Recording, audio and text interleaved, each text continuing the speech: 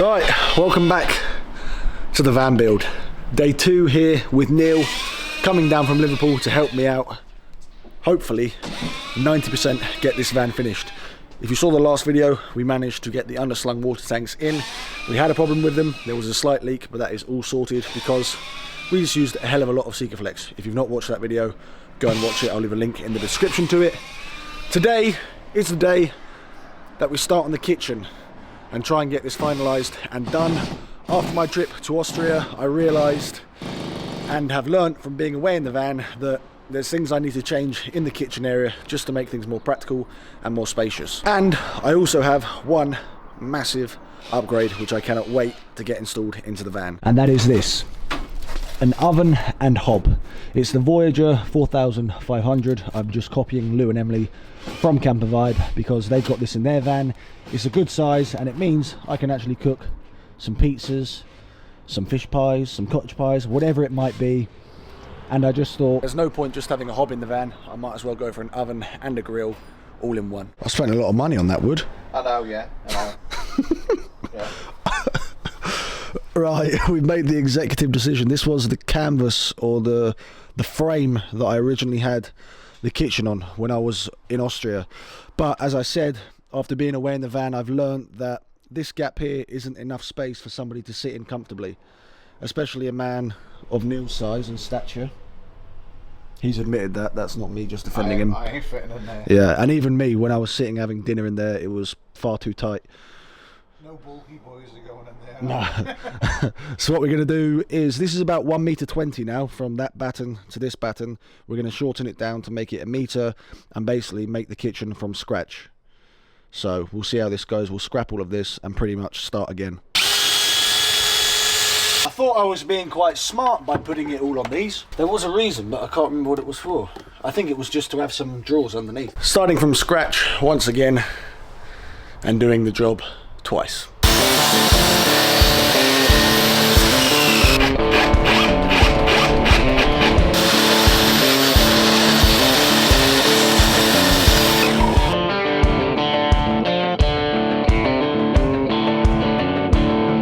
The dreaded table saw is back out, so goggles are going on.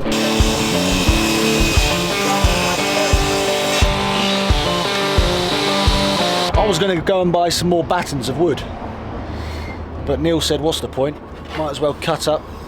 With the price of wood right now, just use what you've got, because wood has gone through the roof.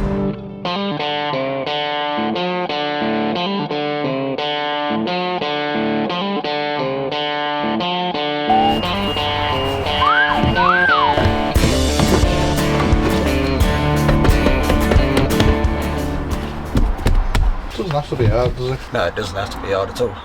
No, I think a lot of people think just overcomplicate shit.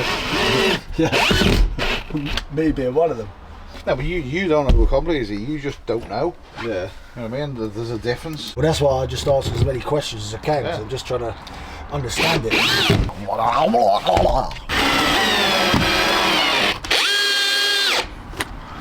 Lovely, jubbly.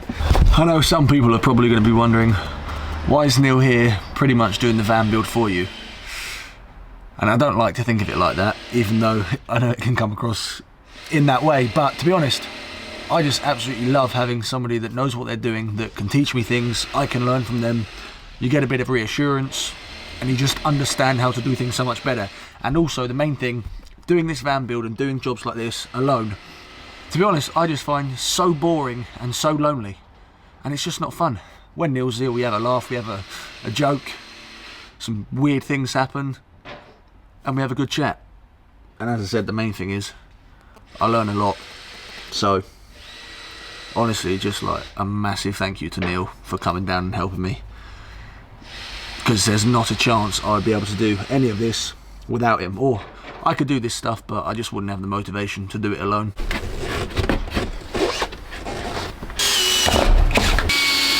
That is literally it. The basic kitchen frame is in, and Neil couldn't be any more right that people just overcomplicate this stuff, and I include myself very much in that. I think I just overcomplicate life in general.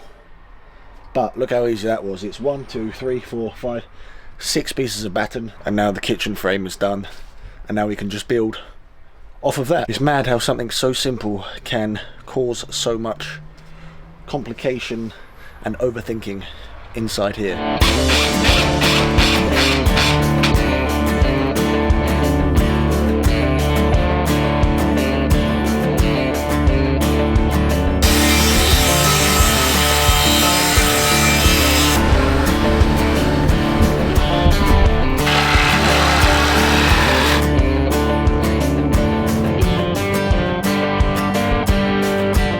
And just like that, we're on day 3. Didn't do a huge amount of filming yesterday because it was a bit manic, cutting wood, going to IKEA to pick up a sink, all of that stuff. Sometimes I forget to pick up the camera, but it means that now when I show you, it actually looks like some work has been done. So let me take you inside and show you what's been done. Oh yes, she's an absolute beauty now.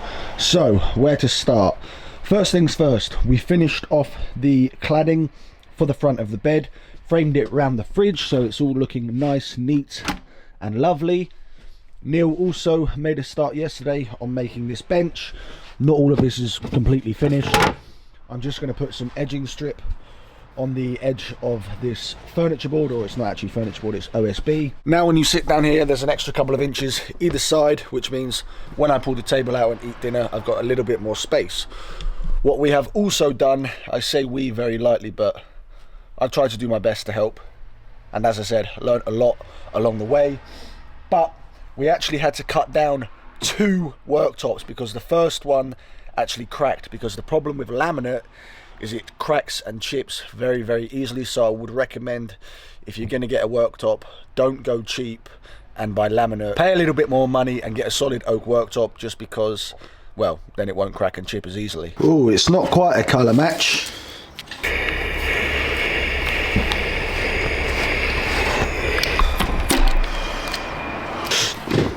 Ah, twat, just cut my hand open.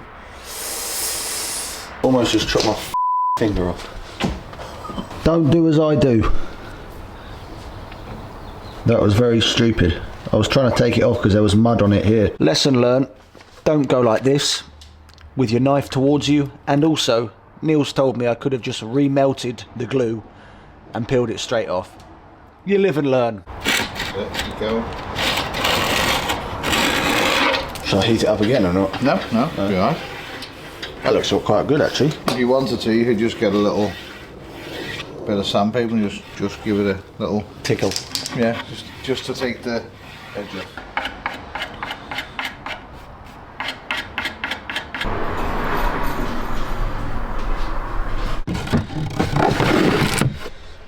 Oh, you twat.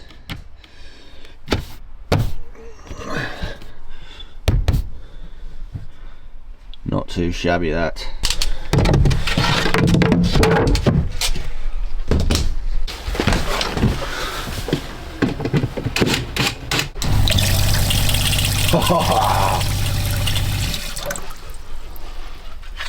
My G. Boom.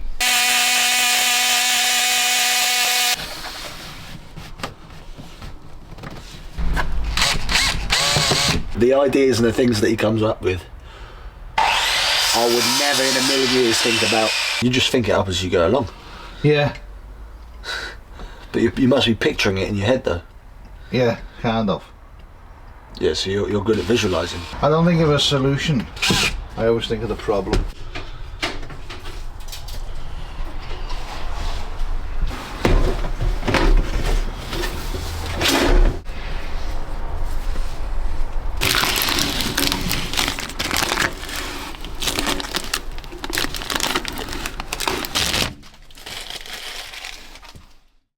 Well, 4 days later, I hope you're ready to see a completely different looking van.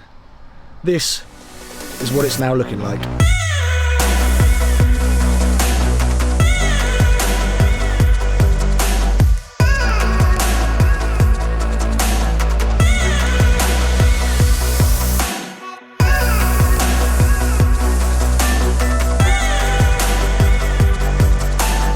To be standing in this space, to have a functioning sink, tap, water pump, hob, grill, oven. To be able to sit down here, pull out the table and have some food.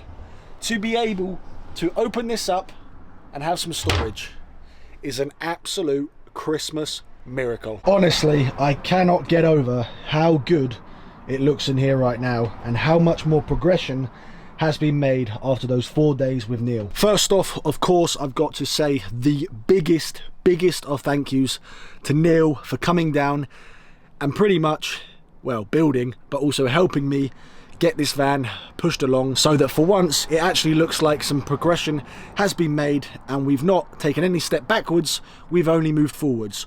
Underslung water tanks in, bench storage space in, and the kitchen is now fully finished and is in. Let me show you and go into a little bit more detail about what's been done, and yeah, just show you all of the upgrades and just the massive progress that has been made these last few days. So without doubt the best thing for me is of course the kitchen. A lot of people are probably wondering, Will, what have you done with the old one? Why did you decide to rip it all out? And as I said previously, that was because I needed to make it a specific size to make the bench seat a little bit more spacious. And also, I just wanted to start from scratch. I wasn't a fan of the colour. I had some leftover OSB board, which my sister had left over, so we used that to make the fronts of the drawers and pretty much the structure of everything else. So, the kitchen. Pretty simple, pretty basic, but that's all I need. I quite like basic, functional, working drawers, cupboards, and all that stuff. This top one is actually a blank because it has the sink which comes to about here and all the plumbing, so that's a fake one, does nothing. This second cupboard here, if I can open it, I need to get some handles and stuff. Ugh! Is a cubby hole. So what we've done to stop the doors flying open when I'm driving is just put on these cupboard latches. I can't remember exactly what they're called, but they're pretty simple, pretty basic. You just screw them into one side and then screw them into the door, and now it pushes closed like that and it doesn't open when I'm driving. I will get some handles to put on here. These two bottom ones are made out of ply because I thought I didn't want the whole kitchen to be made out of this textured fake wood, if that makes any sense. I wanted to add a bit of variety and a bit of change in here just so it didn't all look the same. So my plan with these two bottom ones and this right hand cupboard door is to paint them the same colour as the walls. So here, two nice big spacious drawers. These are absolutely rock solid and sturdy. They are not going to go anywhere. They're made out of just some leftover planks of wood that we had lying around. Again, need to get some handles and some things on here to make them easier to access. Everything doesn't sit exactly flush and square, and Neil knows that, I know that, because as with everything, once you kind of get everything in place, I can now take things out, sand things, paint things, get things square, level, and just do some detailing jobs. But that is going to be in the future. Right now, just to be able to have a working kitchen with drawers, cupboard space, is just a dream come true. This one underneath the oven is also a cupboard, if I can open it, which is going to be holding my gas. Now please ignore this for the time being. This is not permanent, this is just very temporary. I'm going to be putting some sort of gas locker and a dropout vent, or I'm probably going to get underslung gas tanks fitted just so I can have a little bit more storage space in the future. This is just temporary to make sure that the hob is actually working the way that it should. But as you can see, I've now got a lot more storage space underneath. Without doubt, for me in the kitchen, the biggest upgrade is this Voyager 4500.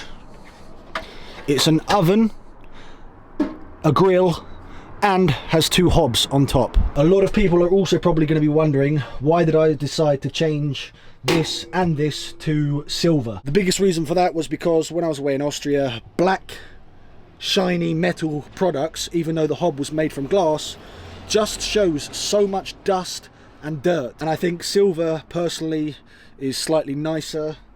Just a personal taste really. I didn't like the black, it just showed all the dirt and everything. Silver, not as obvious, and with everything in here it kind of all links in and ties in together with the colours that I'm going for. We now have a working sink that actually has water coming out of it. Honestly, this is freaking awesome. Look at this. Look at that. I can't believe it. Now I can do washing up properly. I cannot get over the fact that I've now got a running tap in here.